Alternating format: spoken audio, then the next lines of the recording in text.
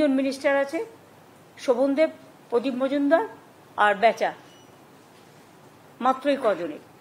আমি প্রথমেই আপনাদের সকলের জানবার জন্য বলি, জিনিসপত্রের দাম, শীতকাল আসছে, ইমিডিয়েট টাস্ক ফোর্সের একটা মিটিং করা হোক, এবং আলু আর পেঁয়াজের দামটা কেন বাড়াচ্ছে। আমি আলু বলেছিলাম নিজের রাজ্য আগে পাবে, যেটা আমি প্রোডাকশন দিই। আলু সিড আমরা নিয়ে আসছি, সিড তো আমাদের নেই, সেন্ট্রাল গভর্নমেন্ট থেকে আনতে হয়, ওরা অনেক দাম নেয়। আলু সিডের প্রবলেম হচ্ছে, বাট এই প্রবলেমটা আগামী দিন আমাদের নিজস্ব করে কিছু করতে হবে যাতে সমাধান হয়। কিন্তু আমরা বলেছিলাম আমাদের যা প্রয়োজন রাজ্যের, সেটাকে রেখে নতুন আলু যতক্ষণ পর্যন্ত না উঠছে ততক্ষণ পর্যন্ত বাইরে আলুটা যাবে না। এখন তো দেখছি এরা এক্সপোর্ট পর্যন্ত করতে শুরু করে দিয়েছে। Please take stock. আমি আজ থেকে মার্কেটিং, অরবিন্দ আমাদের ওঙ্কার মিনার হাতে দুটো ডিপার্টমেন্ট ছিল, একটা এগ্রিকালচার ডিপার্টমেন্ট আর একটা মার্কেটিং ডিপার্টমেন্ট এগ্রিকালচার। দুটো খুব বড় ডিপার্টমেন্ট, একজনের দ্বারা সম্ভব নয়। বেচারা মান্নাকে আমি দায়িত্ব দিলাম, অ্যাগ্রো মার্কেটিং ডিপার্টমেন্টের চেয়ারম্যান করলাম আজ থেকে। সুতরাং প্লিজ টেক এ স্টক, কোন পজিশনে আছে এবং আমাকে জানাতে হবে, টাইম টু টাইম মনিটর করতে হবে। ডিজিকে ডাকুনি কেন এই মিটিংয়ে? Immediate call.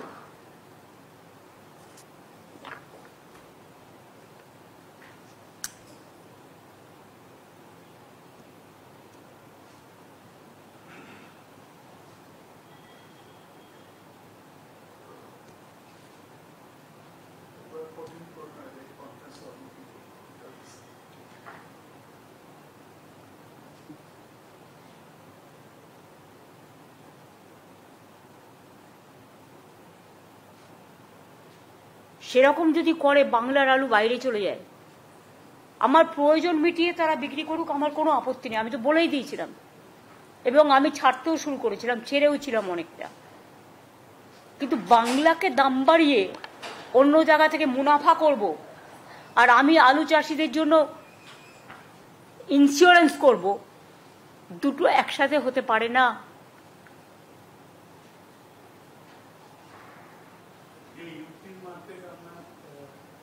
আমি অন্য কোনো রাজ্যের সাথে আমার মার্কেটের তুলনা করব না। It depends on state to state. সব জায়গায় দাম বেড়েছে বলে আমাকেও দাম বাড়াতে হবে, তার কোনো মানে নেই।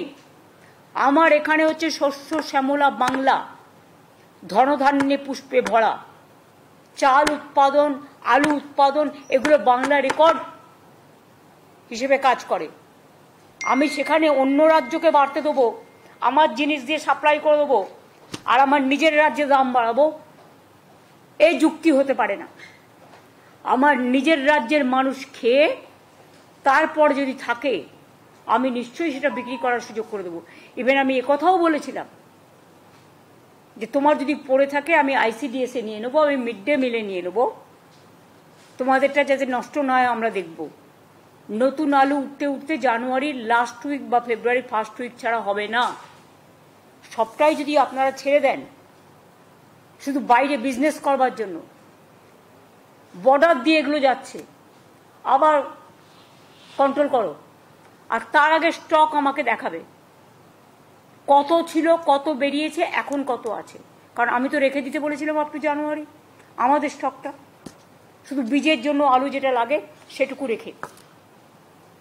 তো কেন এটা হলো না এবং আমাকে কেন জানানো হলো না? আমি বলেছিলাম 1 লক্ষ করে করে আমি ছাড়বো, ছাড়তেও শুরু করেছিলাম, তারপরে যতটা পেরেছে নিয়ে নিয়েছে। আমি একটা কথা বলি, রাজীব কুমার তুমিও আছো, এটা কিন্তু প্রেসের সাথে ডাইরেক্ট কানেক্টেডও আছে। কিছু জিনিস ইমিডিয়েট ইউ টেক কেয়ার। হয়তো তুমি চেষ্টা করো, কিন্তু local police is not helping. সবাইকে বলছি না, আমি একাংশ। পলিটিক্যাল নেতাদের নামে সবাই বদনাম করে বেশি। 5 টাকা খেলে 500 টাকা বলে দেয় চোর। কিন্তু পলিটিক্যাল নেতারা টাকা খাওয়ার আগে 10 বার ভাবে জনগণের টাকা খাওয়া কি উচিত। তাদের নিজস্ব একটা দায়বদ্ধতাও থাকে। কিন্তু লোয়ার লেভেলে কিছু অফিসার্স, কিছু কর্মী যারা এই গভর্নমেন্টকে ভালোবাসে না, এবং তোমার পুলিশেরও কিছু লোক, তারা টাকা খেয়ে আজকে বালি চুরি বলো, কয়লা চুরি বলো, সিমেন্ট চুরি বলো, জয়গাঁওতে এত পাথর পড়ে আছে, ভেঙে কেন তোমরা টেন্ডার করছো না? এটা তো এগ্রিকালচার, এটা তো ল্যান্ড ডিপার্টমেন্ট করবে। ল্যান্ড ডিপার্টমেন্ট কি করছে? কেন বসে আছে? Why they are sitting idly, they are sitting quietly? আমি তো পরিষ্কার বলেছিলাম যে যত বালির জায়গা আছে টেন্ডার করে দাও, যত পাথরের জায়গা আছে টেন্ডার করে দাও, যত ইল্লিগাল মাইনিং চলছে আটকে দাও। সিআইএসএফ টাকা খেলেও আমাদের লোকেদের ধরবার অধিকার আছে, এটা মাথায় রাখো। কারণ চুরি হলো তখন বলবে কয়লা চুরি করছে তৃণমূল কংগ্রেস, আর চুরি করবে সিআইএসএফ টাকা খেয়ে বা পুলিশের একাংশ টাকা খেয়ে। আমি এটা টলারেট করব না। যদি কোনো রাজনৈতিক দলের লোক হয়, তার কলার চেপে ধরো, তাকে আইনের পেছে ধরো, আইনত জেলে পাঠাও। এখানে কোনো এক্সকিউজ আমি চাই না। আমার দরকার নেই এক পয়সা। বারবার আমি বলি, আমার প্রয়োজনে আমি দলের নির্বাচন করবার জন্য আমি লোকের কাছে আঁচল পেতে টাকা নেব। আজ পর্যন্ত বলতে পারবে না আমি কোনো গভর্নমেন্টের কাজে বা কারো কাছ থেকে আমি এক পয়সা নিয়েছি, কোনো কারণে। অন্য কেউ যদি নিয়ে থাকে তুমি ছাড়বে কেন? কেন ছাড়বে? একই আইন, law must be applied to each and every individual together. There should not be any discrimination. কেউ কেউ ভাবে একে ম্যানেজ করি, ওকে ম্যানেজ করি,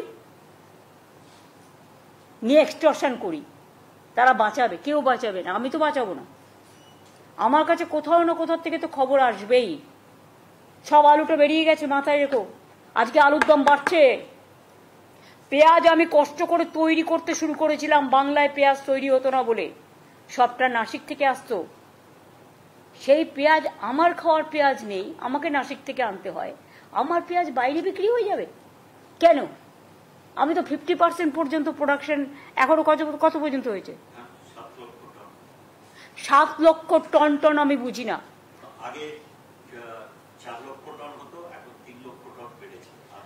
আমি পার্সেন্টেজ জিজ্ঞেস করছি, কত পার্সেন্ট? 75%। আমি সেই জায়গাটায় নিয়ে এসেছি।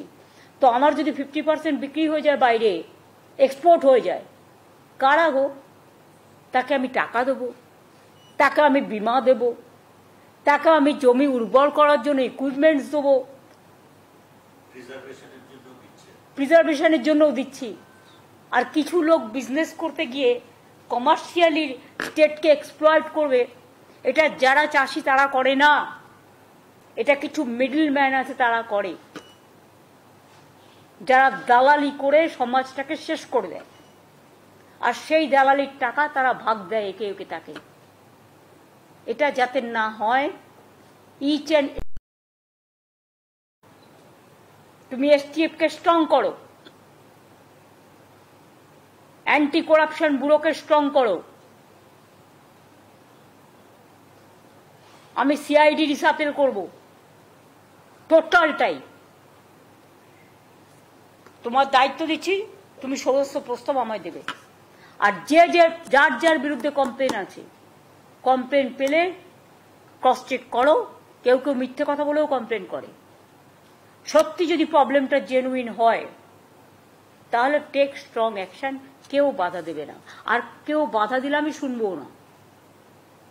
আমি তো আমার কথাই শুনবো না, মানে আমি নিজের কথা বলছি। আমাকে যদি ক্ষমা না করি, তাহলে তোমরা কাকে ভয় পাচ্ছ? কেন শুনছো না? এগ্রিকালচার এবং রুরাল ডেভেলপমেন্ট মিনিস্ট্রিকে শুধু বক্তৃতা দিলে হবে না, কাজ করে দেখাতে হবে।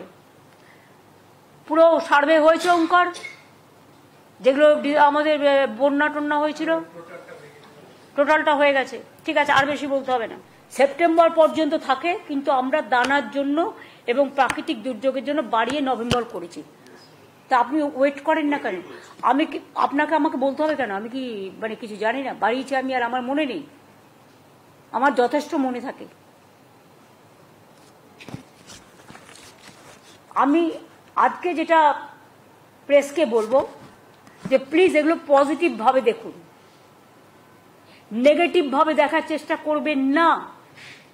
আপনারা কি করেন, পজিটিভ জিনিসটাকে অ্যাভয়েড করে অলওয়েজ নেগেটিভ ব্যাপারটাকে সামনে নিয়ে আসেন। তাহলে তো আপনাদের সামনে মন খুলে আমি ট্রান্সপারেন্সি মেনটেন করে, স্বচ্ছতা মেনটেন করে কোনো কাজ করতে পারবো না। আর তা যদি না করতে পারি তাহলে জনগণ জানবে কি করে যে আমরা কি করতে যাচ্ছি, কি না করতে যাচ্ছি, কোনটায় ভুল কোনটায় ত্রুটি।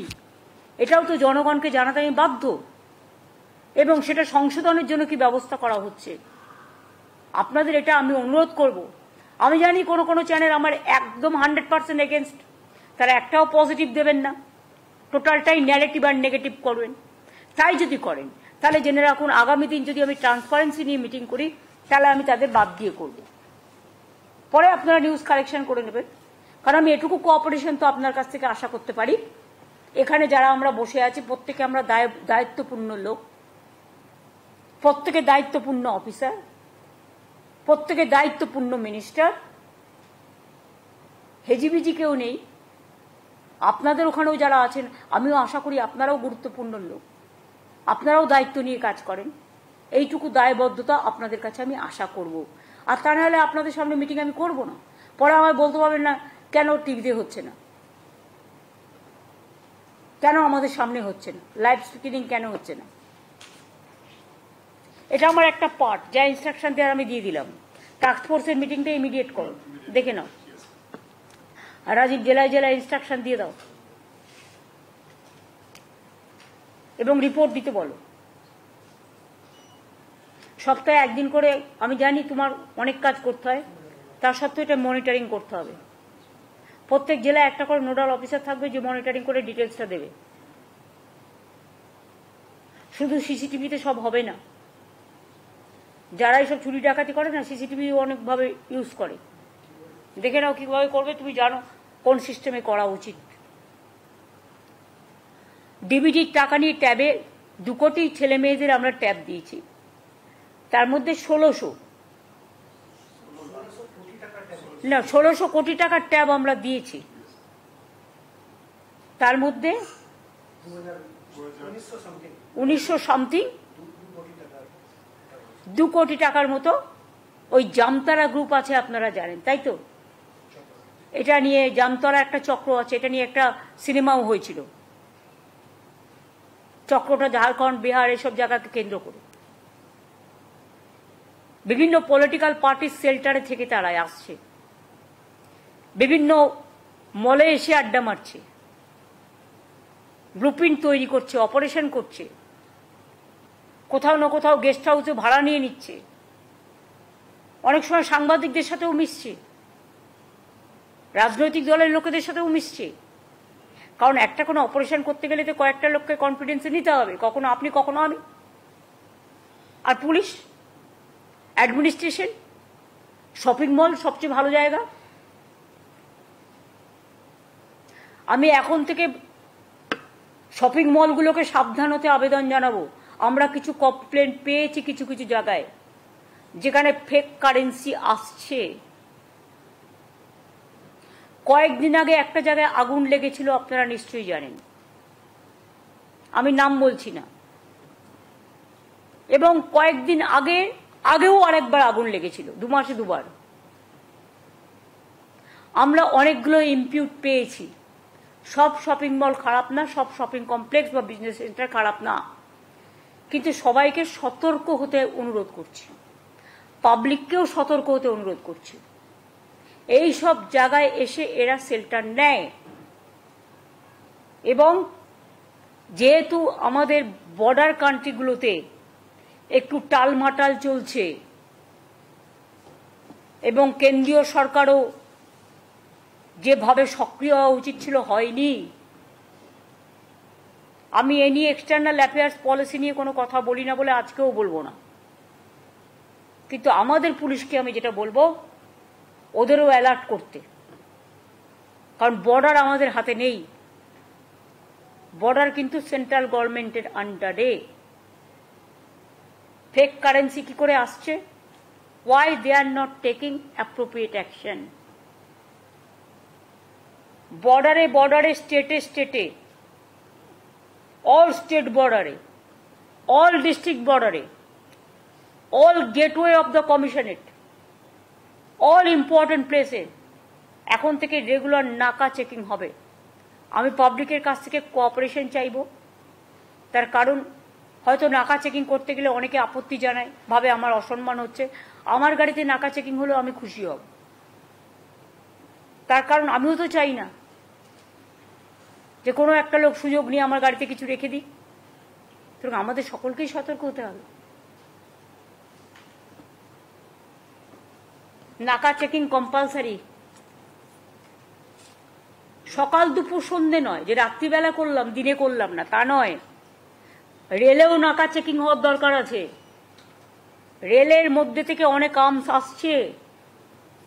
আমরা 17-18টা আর্মস ফ্যাক্টরি অলরেডি খুঁজে বের করেছি বিহারের ওদিক থেকে, যেখান থেকে আর্মস আসছে। জিএমদের ডেকে দরকার হলো তুমি একবার বলো, চিফ সেক্রেটারিকে আমি বলবো ডিজিকে সাথে নিয়ে, ওখানে জিআরপি এবং আরপিএফ কে বলবে চেক করতে। আমাদের ঘাড়ে চাপিয়ে দিলে হবে না। প্লেন আমাদের হাতে নেই, ট্রেন আমাদের হাতে নেই, কিন্তু তাদের অনেক ভাইটাল রোল আছে। অনুপ্রবেশ হবে কি করে? পাসপোর্ট আগে কে পাসপোর্ট নিয়ে আসছে, তার পাসপোর্টটা আদৌ ঠিক কিনা আমি কি করে জানবো? এটা আমার ডিউটি নয়, এটা তো এয়ারপোর্টের ডিউটি, সিআইএসএফ এর ডিউটি। কয়লাকে সাপ্লাই করছে তো বিএসএফ এর ডিউটি, সিআইএসএফ এর ডিউটি। বর্ডার দিয়ে কে ঢুকছে তো বিএসএফ এর ডিউটি। গরুকে পাচার করছে তো বিএসএফ এর ডিউটি। সুতরাং they have to be very serious about it. ডেভেলপমেন্টের কাজ তো সেন্ট্রাল গভর্নমেন্টকে করতে হয় না, কিন্তু বর্ডার সিকিউরিটি তো সেন্ট্রাল গভর্নমেন্টের আন্ডারে, ডিফেন্স সিকিউরিটি তো সেন্ট্রাল গভর্নমেন্টের আন্ডারে, রিজার্ভ ব্যাংক তো তাদের আন্ডারে, এই তিনটে ডিপার্টমেন্ট তো তাদের আন্ডারে। সেখানে তারা ভালো করে কাজ করুক, আমাদের কোঅপারেশন পাবে। সিরিয়াস হয়ে যাচ্ছে, কারণ আমাদের যেহেতু অনেকগুলো বর্ডার আছে, আবার আমাদের বর্ডারের পাশে অনেকগুলো গেটওয়ে আছে। মনে রাখতে হবে আমাদেরটা হচ্ছে চিকেন স্নেক। বন্যাও আমরা ফেস করব, দাঙ্গাও আমরা ফেস করব, ফেক কারেন্সিও আমরা ফেস করব, জামতালাও আমরা ফেস করব, আমদানি জামদানিও আমরা ফেস করব, ফরেন ফান্ডও আমরা ফেস করব। ওয়াই? ফরেন ফান্ড তো আমার আন্ডারে নেই, ফরেন ফান্ড তো সেন্ট্রাল গভর্নমেন্টের আন্ডারে।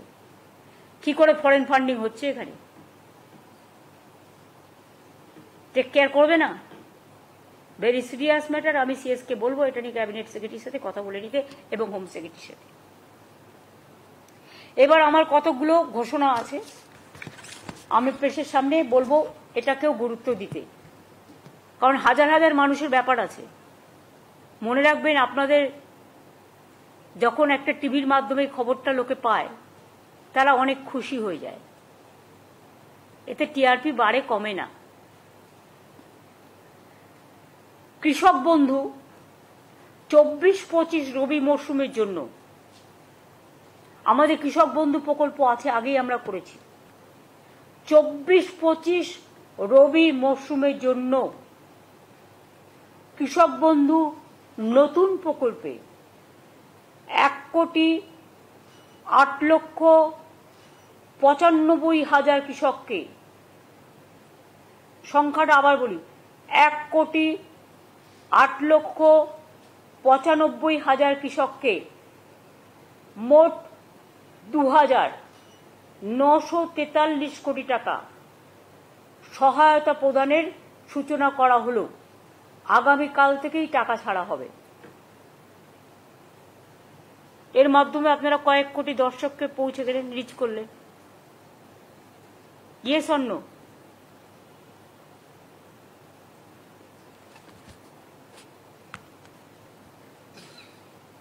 অর্থাৎ এবছরই কৃষক বন্ধু নতুন প্রকল্পে বাংলার কৃষকদের মোট 5,800 59 কোটি টাকা সহায়তা দেওয়া হলো শুধু এবছরে। সব মিলিয়ে 2019 সাল থেকে, মাত্র 2 বছরের কথা যদি আপনাদের বলি, তাহলে 13 বছরের কথা না বলে যদি আমি 2 বছরের কথাই বলি, তাহলেও জেনে রাখবেন বাংলার কৃষকদের এ পর্যন্ত কৃষক, বটগাদার, ভাগচাষীদের 21,134 কোটি টাকা সহায়তা দেওয়া হলো। টাকাটা সম্পূর্ণভাবে রাজ্যের, এক্ষেত্রে কেন্দ্রের 1 পয়সা নেই।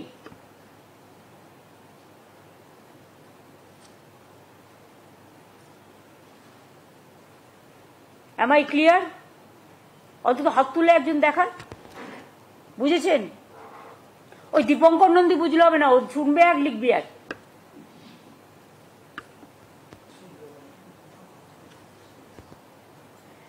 এছাড়াও মনে রাখবেন, কৃষক মারা গেলে তার পরিবার এককালীন যে 2 লক্ষ টাকা করে পায়, তাতে আমরা শুধু মুখে বলি না, আমরা কাজটা করি, আমরা জুমলা নই, আমরা ট্রান্সপারেন্সি মেনটেন করি। 1,27,000 বেশি কৃষক পরিবারকে 2,544 কোটি টাকার বেশি সহায়তা প্রদান করা হয়েছে।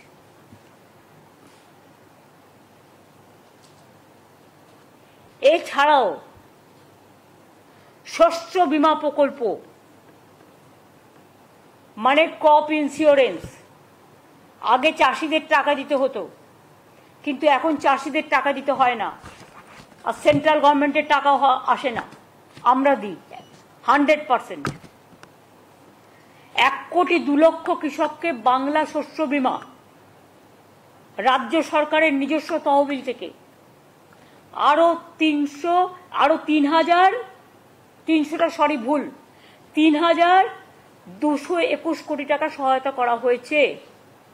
এছাড়াও বন্যা ও দানার মতো নানা প্রাকৃতিক বিপর্যয়ে বাংলা শস্য বীমার সময় সেপ্টেম্বর পর্যন্ত থাকে শস্য বীমা করা, এটা নভেম্বর পর্যন্ত বাড়ানো হয়েছে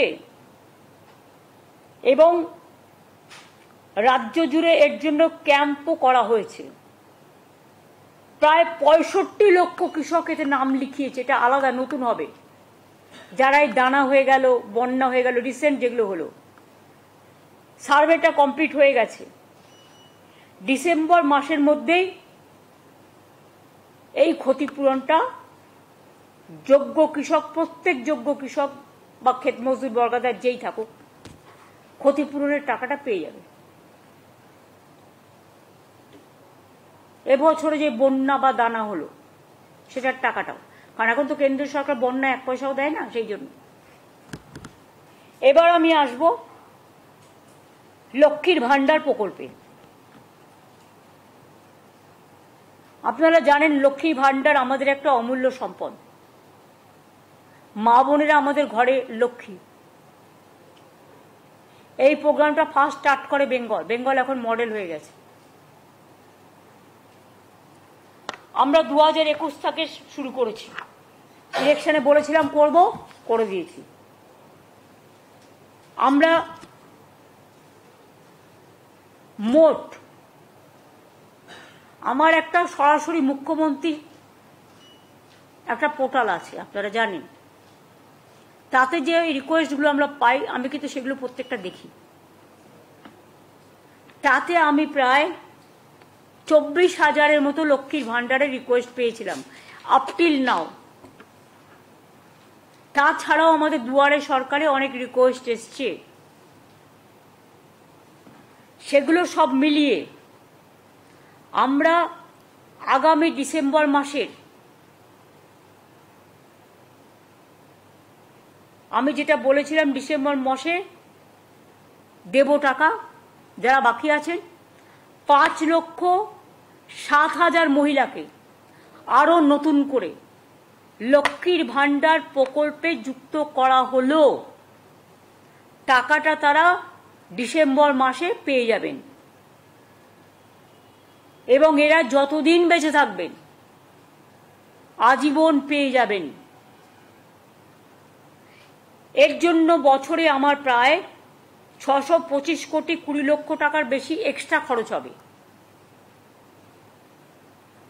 এবং আমরা গর্বের সাথে বলছি, অন্যান্য রাজ্যে অনেক ক্রাইটেরিয়া আছে, আমার রাজ্যে কোনো ক্রাইটেরিয়া নেই। এটা সবার জন্য, সব সাধারণ মানুষ পায়। একটা পরিবারে 4 জন মহিলা থাকলেও পায়। এটা তাদের গর্ব। অন্যান্য জায়গায় এটা আছে, স্কুটার থাকলে পাবে না, সাইকেল থাকলে পাবে না, বা স্মার্টফোন থাকলে পাবে না, নানা রকম আছে। আমাদের কিন্তু এসব নেই, আমাদের সকলের জন্য। এটার জন্য আমি গর্ববোধ করি। এবং আমাদের শিডিউল কাস্ট শিডিউল ট্রাইবেরা 1250 টাকা অলরেডি পায়, আর সাধারণরা 500 ছিল, ওটাকে 1000 করে দেওয়া হয়েছে বাড়িয়ে। যাই হোক, সরকারও চলবে, বছরের পর বছর আসবে, উন্নয়ন থেকে উন্নত উত্তরণ সবার হবে। আমাদের মোট এখন লক্ষ্মীর ভান্ডার পাবেন সংখ্যাটা হচ্ছে 2,21,00,000। যে কোনো রাজ্যের সাথে মিলিয়ে আমাকে দেখান, যারা শুরু করেছে 2 মাস 3 মাস ইলেকশনের জন্য, সব সংখ্যা মেলান, মিলিয়ে আমায় দেখান তো এত হিউজ নাম্বার কোথাও আছে কিনা।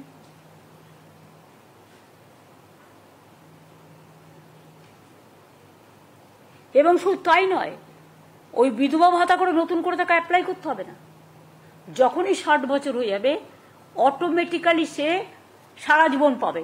মানে ওইটাই বিধবা ভাতা, লক্ষ্মী ভান্ডারই চলে যাবে, বিধবা ভাতা বার্ধক্য ভাতা হিসেবে। তাকে আর অ্যাপ্লাই করতে হবে না। অ্যাপ্লাই করলে পায় না, পড়ে থাকে, কারণ ওখানে আবার সেন্ট্রালের টাকা আসতে লাগে। আমরা 50% দিলে ওরা 50% দেয়, কখনো দেয় কখনো দেয় না। যেমন আবাসের টাকা বন্ধ, ওখানে সেন্ট্রাল গভর্নমেন্ট একা টাকা দেয় না। নামটা প্রধানমন্ত্রী আবাস যোজনা, কিন্তু 40% টাকা আমাদের দিতে হয়। ইলেকশনের সময় পোস্টারিং করে, ঘর ঘর में জল দিয়া, 75 ভাগ খরচ আমরা দিচ্ছি টাকা দিয়ে, মনে রাখবেন।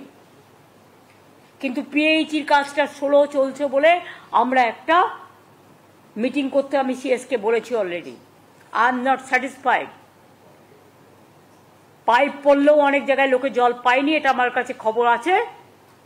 এবং আমি বলেছি এটাকে কি করে তাড়াতাড়ি করা যায়, স্পিড আপ করা যায়। যারা করবে না, নন কোঅপারেশন করবে, তাদের সরিয়ে দাও,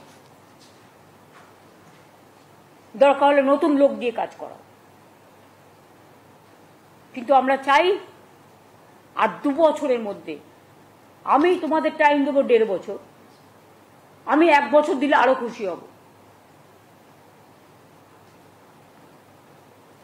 আর আমি জমি তখন নতুন করে আবার দেবো, আগে যেখানে পাইপ পড়ে আছে সেই জলগুলো আগে কমপ্লিট করবে। তারপরে অনেক জায়গায় পাইপ লাগিয়েছে, জল পৌঁছায়নি, এই কমপ্লেন আমার কাছে আছে। ফার্স্ট টু সলভ দিস,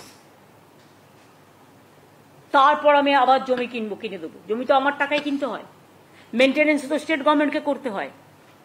সুতরাং এটা সিরিয়াসলি দেখতে হবে। এটা আমার প্রায়োরিটি প্রোগ্রাম নাম্বার 1।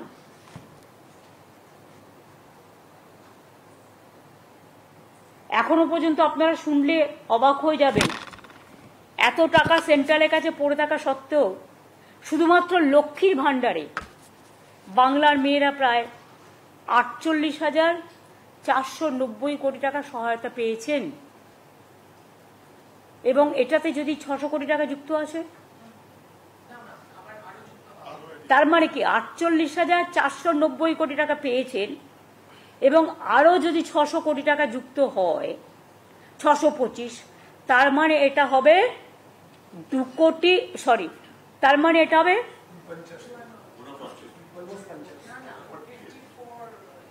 54,000, 54,000 কোটি টাকার মতো হবে।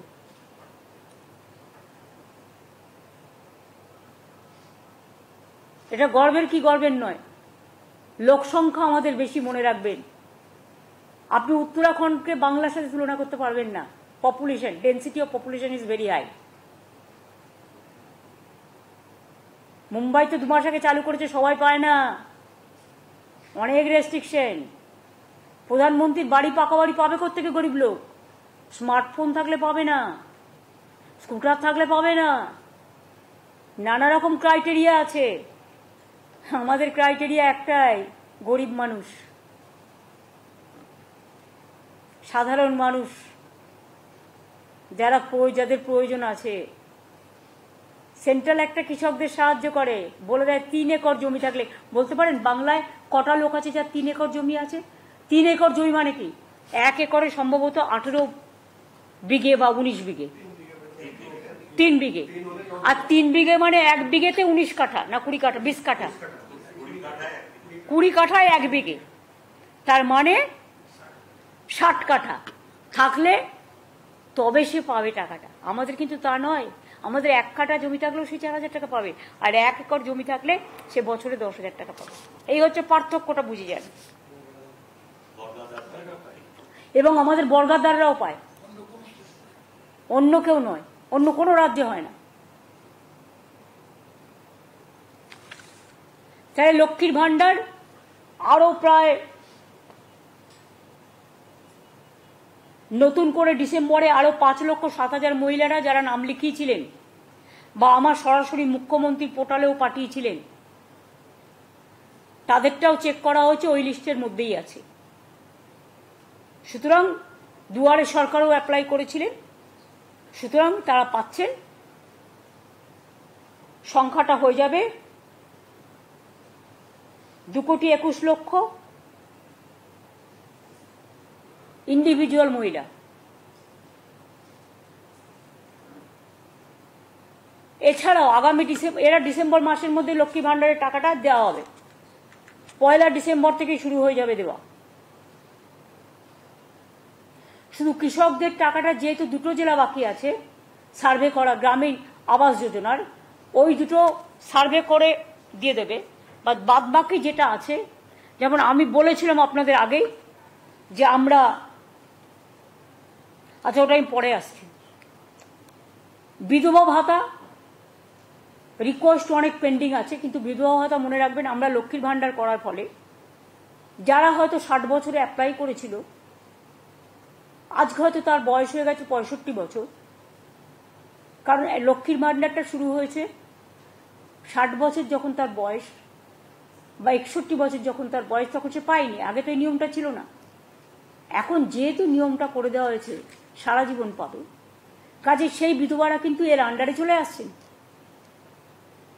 লক্ষ্মীর ভান্ডার প্রজেক্টে বা এই বার্ধক্য ভাতার প্রোগ্রামে চলে আসবে মহিলাদের। তা সত্ত্বেও 43,900 জন স্বামীহারা মহিলাকে বিধবা ভাতা নতুন করে দেওয়া হচ্ছে ডিসেম্বর মাস থেকে। এর ফলে রাজ্য জুড়ে 20,32,000-এরও বেশি স্বামীহারা মহিলা বিধবা ভাতা অলরেডি পান। তাছাড়াও আরো 43,900 জন পাবেন নতুন করে। এর জন্য রাজ্য সরকারের প্রতি বছর খরচ হয় 2,450 কোটি, এবং এবারের খরচটা দেয়া নেই, সেটা নিলে আরো বেশি হয়ে যাবে, এইটা 3,000 কোটি টাকার মতো হয়ে যাবে। অর্থাৎ বিধবা ভাতাও নতুন করে পাবেন ডিসেম্বরে আরো 43,000 যারা নাম লিখিয়েছেন। বাদ বাকি আরো যারা থাকবেন, কাউকে আমরা লক্ষ্মীর ভান্ডারে অ্যাডজাস্ট করব, কাউকে সংখ্যালঘু দপ্তর আছে, ওদের একটা প্রোগ্রাম আছে, কারো ট্রাইবেল ডিপার্টমেন্ট আছে। এটা আমি পুরো সার্ভে করে দেখে আস্তে আস্তে আস্তে আস্তে টেক কেয়ার করব। এছাড়াও আপনারা জানেন আমাদের ফিজিক্যালি চ্যালেঞ্জড, বিশেষভাবে সক্ষম যে ছেলে মেয়েরা, তাদেরও আমরা মানবিক ভাতা দিই। আগামী ডিসেম্বর মাস থেকে আরো 19,000-এরও বেশি বিশেষভাবে সক্ষম মানুষকে মানবিক ভাতা দেয়া হবে। এর জন্যও কিন্তু বাড়তি আমাদের প্রায় 23 কোটি টাকা খরচ হবে। এখনই রাজ্য জুড়ে 7,50,000-এর বেশি বিশেষভাবে সক্ষম মানুষ মানবিক ভাতা পাচ্ছেন, যা প্রায় 900 কোটি টাকা ব্যয় করে বছরে।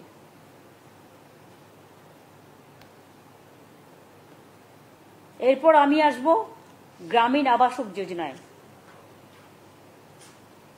গ্রামীণ আবাসক যোজনায়, যেটা প্রধানমন্ত্রী আবাস যোজনা, নামটা প্রধানমন্ত্রীর, সব নামই এখন ওদের দেয়া। ওয়াশরুম করলেও তাদের নামে করতে হবে, কারো না কারো নামে। তারা নাম ঠিক করে দেবে। কাজটা করবো আমরা, জল পরিষ্কার করব আমরা, ওয়াশরুম পরিষ্কার করব আমরা, ধান পুঁতবো আমরা, খাবে ওরা, অর্ধেক টাকা দেবো আমরা, আর নামটা তারা দেবে। একবারও জিজ্ঞেস করবে না রাজ্য সরকারের ক্ষমতা আছে কিনা এই যে একটা নতুন স্কিম করে দিলাম সেটা বহন করার মতো। অনেক জায়গায় করে কি একটা স্কিম করে 2 বছরের জন্য, এবার 2 বছরে ধরুন 400 ছেলে মেয়েকে আপনি রিক্রুট করলেন, এবার 2 বছর পর ওই ছেলে মেয়েগুলো যাবে কোথায়? এই যে অগ্নিবীর নাকি, তাদের কি ভবিষ্যৎ? কি ইলেকশনের সময় লোক দেখানো? আমরা এরকম করি না। আমি এসব স্কিম এখন বন্ধ করে দিচ্ছি, পার্মানেন্ট যেটা হবে করব, কিন্তু 2 বছরের জন্য একটা চাকরি লোক দেখিয়ে তার ভবিষ্যৎটাকে অন্ধকার করে দেওয়ার অধিকার আমাদের কারো নেই। আমাদের পুষতে হয় এরপর। তার কারণ কোথায় যাবে তারা? অনেক কেস হয়েছে এরকম। যাই হোক, আবাস যোজনার টাকা সেন্টারকে তো তার টাকাটা খরচা করতে হবে। রাজ্য থেকে যে জিএসটি তুলে নিয়ে যাচ্ছে, এখন তো রাজ্যের কোনো ট্যাক্স নেই। এটা যে ওনাদের পকেট থেকে দিচ্ছে তা নয়। আগে তো রাজ্য সরকার ভ্যাট কালেকশন করত, অন্য সেলস ট্যাক্স কালেকশন করত। এখন তো এগুলো কিছু নেই। এখন তো একটাই ট্যাক্স, জিএসটি ট্যাক্স। ট্যাক্সটা কালেকশন করে কে? কেন্দ্র। তাহলে রাজ্যের ভাগটা দেবে কে? কেন্দ্র। এর জন্য কেন্দ্র দিল, কেন্দ্রকে নাম করতে হবে তা নয়। এটা রাজ্যের ভাগ, রাজ্যের মানুষের অধিকার। সে একটা রেস্টুরেন্টে গেলেও, একটা কাপ চা খেলেও তাকে জিএসটি ট্যাক্স দিতে হয়। একটা শাড়ির দোকানে গিয়ে শাড়ি কিনতে গেলেও তাকে জিএসটি ট্যাক্স দিতে হয়। একটা সোনার দোকানে গিয়ে সোনা কিনতে গেলেও তাকে জিএসটি ট্যাক্স দিতে হয়। এর থেকে আমাদের যেটুকু ভাগ সেটা তো পুরো দেয় না, যেটুকু আমরা পাই সেটাও পুরো দেয় না। সেই টাকা থেকে মনে রাখবেন আমাদের অংশটার মধ্যে থেকে আবাস যোজনায়, মানে প্রধানমন্ত্রীর নামে আবাস যোজনা করেছে, তাতে 60% টাকা ওরা দিত, দেওয়ার কথা 100%, কারণ ট্যাক্সটা যেহেতু এখান থেকে কালেকশন করে নিয়ে যায়। আর আমাদের কত দিতে হয়? 40%। তাহলে এবার বলুন, গ্রামীণ যোজনা, আবাস যোজনা রাজ্য সরকারের ডাইরেক্ট টাকা ছাড়া হবে? নামটা হবে প্রধানমন্ত্রী। কই, মুখ্যমন্ত্রীর নামে তো আমি কোনো প্রোগ্রাম আজ পর্যন্ত করিনি। কেন করব? কাজে মানুষের পরিচয়। এমন কোনো দুঃসময় আসেনি যে আমাদের নামে স্কিম করতে হয়। স্কিম করতে গেলে বড় মানুষদের নামে করো, বীরদের নামে করো, বীর জওয়ানদের নামে করো, যারা সমাজের সংস্কৃতির গর্ব তাদের নামে করো। বাংলায় অনেক ভাষা আছে, সেই ভাষার মান উত্তরণ করো, উন্নয়নের নামে করো, কিন্তু নিজের নামে program no, I don't support. এবার আমি এটাও চাই না একদিন না একদিন সব মানুষেরই জীবন শেষ হয়। যদি আগামী 10 বছর বাদেও আমার মৃত্যু হয়, আমি চাই না আমার একটা স্ট্যাচু কেউ তৈরি করুন। আমার বাবা মার মৃত্যুর পরে অনেকে আমাকে বলেছিল ট্রাস্ট করবে, খেলার মাঠ করবে, স্ট্যাচু করবে। আমি কাউকে কিছু করতে দিইনি। আগামী দিনেও আমি এই পলিসি মানি না।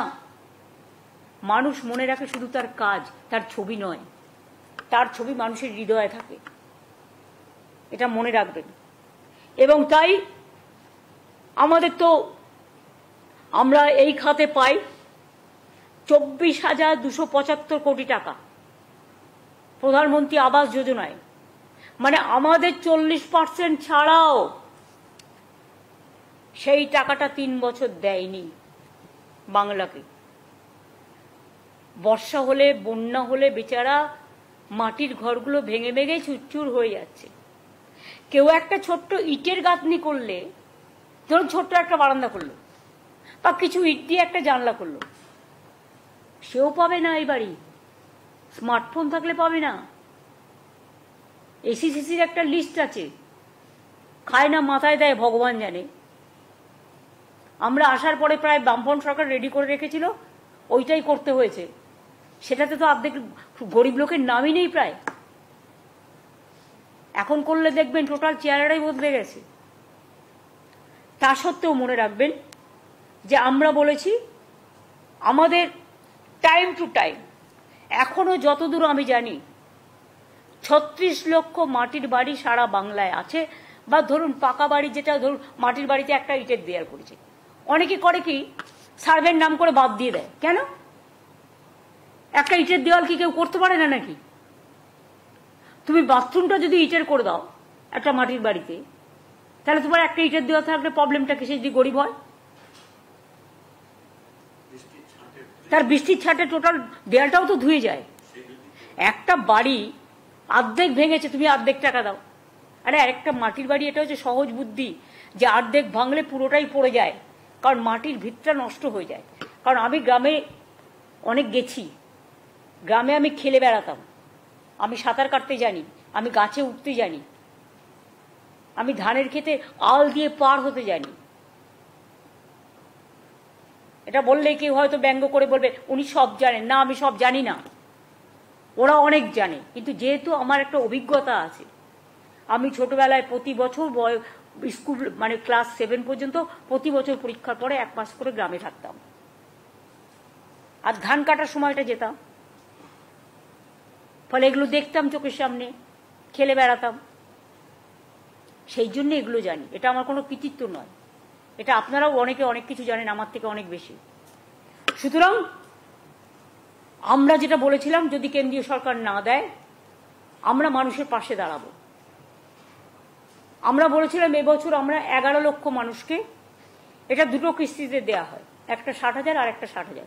60,000-এর কাজ হয়ে গেলে আবার 60,000 টাকা দেওয়া হয় প্রথম কিস্তির টাকাটা।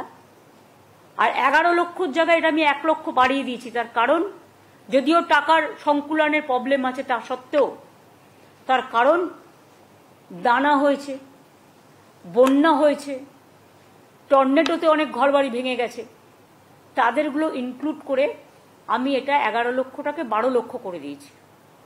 এবং আমাদের সরকার নিজেদের টাকায় এই বাড়িগুলোর টাকা দিতে শুরু করবে 15ই ডিসেম্বর থেকে 30শে ডিসেম্বরের মধ্যে টাকাটা পেয়ে যাবেন, প্রথম কিস্তিটা।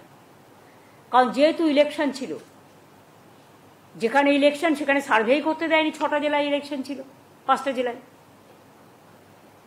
ফলে ওই 5টা জেলায় যে লিস্ট আমাদের কাছে আছে, তা সত্ত্বেও তো এটাও তো ঠিক, লিস্টে অনেক সময় ধরুন আসল সার্ভেটা হয় না, অনেক গরিব মানুষ বঞ্চিত হয়। যাতে বঞ্চিত না হয়, তাই পশ্চিমবঙ্গ পঞ্চায়েত এবং গ্রামীণ ডিপার্টমেন্ট একটা সার্ভে করছে এলাকায়। সেই সার্ভেটা মানে কাউকে বাদ দেওয়া নয়, যারা গরিব তারা পাবেনি। এটা করা হচ্ছে এই কারণে যে ক্রস চেক করে নেওয়া উচিত, সে পাওয়ার যোগ্য কি পাওয়ার যোগ্য নয়। যদি কেউ পাওয়ার যোগ্য হয়, সেটা বঞ্চিত না হয়। কিন্তু এই 12 লক্ষ দেওয়ার পরেও আমাদের কিন্তু আরো বাকি থাকবে 24 লক্ষ। আগে আমরা 50 লক্ষ বাড়ি করে দিয়েছি এই 12 বছরে। আরো 24 লক্ষ বাকি থাকবে, সেটা আমরা ফেজ ওয়াইজে যখন আমাদের টাকা অ্যাভেলেবেল হবে তখন সেটা আমরা করে দেব। কিন্তু আমরা এটা বলছি না তুমি পার্টির মেম্বার হও তবেই তুমি আবাস যোজনা পাবে। কি করে পাবে? তোমার আবাস যোজনায় তো 40% রাজ্যকে দিতে হয়। তাহলে কি তোমার 60% নিয়ে মানে শুধু একটা আঙুলে হাত হয় না 5টা আঙুলে হাত হয় কমপ্লিট? তুমি বুড়ো আঙুল দেখাচ্ছ, তুমি মধ্যে তর্জমা দেখাচ্ছ না, খিরে আঙুল দেখাচ্ছ না, হয়? বলুন না, স্বাভাবিক তো। তুমি পার্টির মেম্বার হলে আয়ুষ্মান পাবে, কেন? 40% রাজ্য সরকারকে দিতে হবে, স্মার্টফোন থাকলে পাবে না। তা রাজ্য সরকার না দিলে তুমি কি করে দেবে? হ্যাঁ তুমি করো, 100% দেবে, আমার কোনো আপত্তি নেই, দিয়ে দাও 100%, যাকে দেবে দিয়ে দাও, খুশি হব। তুমি আমার উপর চাপিয়ে দেবে, আমার টাকাও দেবে না, মানুষকে টাকাও দেবে না, ভাই তোমাদের দয়া দরকার নেই, আমাদের মতো করতে দাও। মানুষের আশীর্বাদে যখন 50 লক্ষ আগে করতে পেরেছি, 12 লক্ষ দিচ্ছি আমরা ডিসেম্বর থেকে, আরো 24 লক্ষ যেটা বাকি থাকবে আমি 2-3 বছর টাইম হাতে নেব। সারা বাংলায় সব পাকা বাড়ি আমরা আস্তে আস্তে করে দেবো। আমার টাকাটা সংকুলান করতে হবে। রিজার্ভ ব্যাংক তো আমার কাছে নেই যে ছাপিয়ে দেবো বা নোটবন্দি করে টাকা জোগাড় করব। টাকাটা রাজ্যের ট্রেজারিতে ইনকাম করে আনতে হবে। জলের ওপর ট্যাক্স চাইব না, বিদ্যুতের দাম বাড়াবো না। গ্রামীণ এলাকায় দেখুন যেখানে সিএসসি নেই কোনো দাম বাড়েনি তো বিদ্যুতের। ইভেন 100 ইউনিট পর্যন্ত যারা 3 মাসে পায় তারা ফ্রি পায়।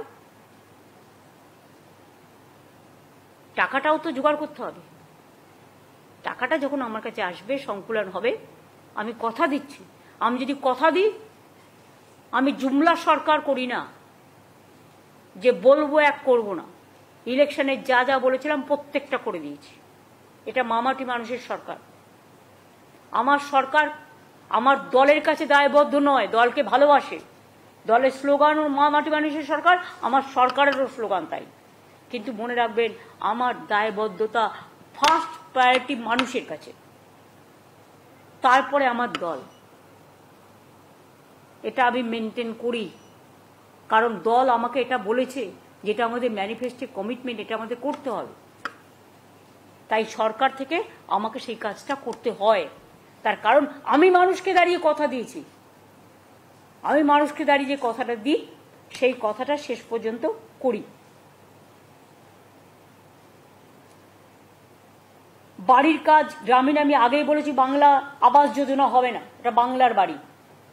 টাকা যখন আমাদের নামও আমাদের রাজ্যের নামে হবে, বাংলার বাড়ি। এখনো তো বাংলা নামটা করে দেয়নি। আসুন না কিছু প্রজেক্টের নাম মধ্যে দিয়ে করি। এটা অলরেডি আমাদের বাংলার বাড়ি হচ্ছে, আরবান এলাকাতেও হচ্ছে, রুরাল এলাকাতেও এটা নাম হবে বাংলার বাড়ি।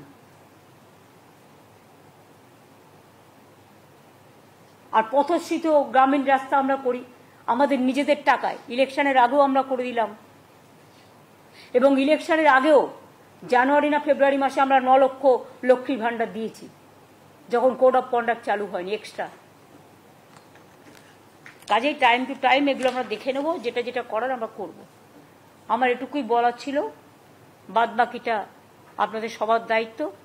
আর ওই মার্কেটিংয়ের মিটিংটা, আর বেচা তুমি যখন নিচ্ছে তখন দায়িত্ব নিয়ে, সেক্রেটারিকে কনফিডেন্সে নিয়ে কাজটা সিরিয়াসলি করতে হবে। রুরাল ডেভেলপমেন্ট পঞ্চায়েতকেও বলছি, এগ্রিকালচারকেও বলছি, সব কাজ আমরা যখন করব সিরিয়াসলি। আমি প্রিন্সিপাল সেক্রেটারি রুরাল ডেভেলপমেন্টকেও বলছি, ওমেন, চাইল্ড, উইডো, পেনশন সব কিছু, কন্যাশ্রী সবটাই সংঘমিত্রার আন্ডারে দেখে নিতে হবে। ওঙ্কার এগ্রিকালচার ডিপার্টমেন্ট যত ভালো হবে তোমার তত নাম হবে। আমাদের হচ্ছে সুজলা সুফলা বাংলা, সুফল বাংলা আমাদের আর একটু বাড়াতে হবে। আমি জানি সুফল বাংলা যখন প্রাইজ হাইক হয় খুব কাজে দেয়। তুমি এগ্রিকালচারে কাজ করো, আরো কোনো একটা কাজ তোমাকে আমি দেখে দেবো।